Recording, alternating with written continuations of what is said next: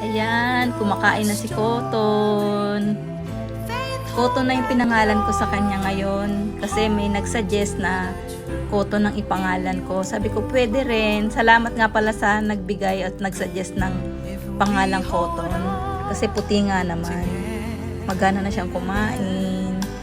Nag-alala ako dito kay Cotton kasi 3 araw talaga itong hindi kumakain.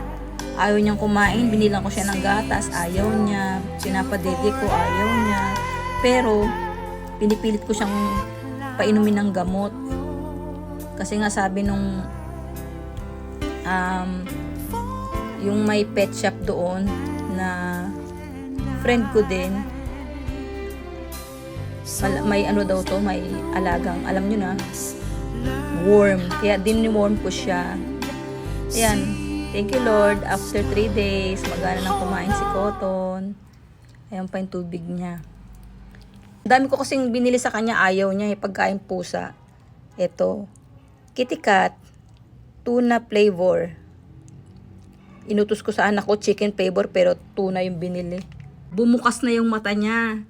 Nung una ko yung napulot nung gabi, ay saradong-sarado yung mata niya. Ang dugyot, ang dumi, puro putik.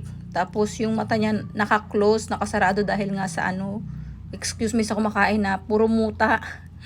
Ngayon mamaya lilinisan ko na naman siya bago ko umalis. Nakabukas na yung mata niya eh. Cotton! Baby! Cotton!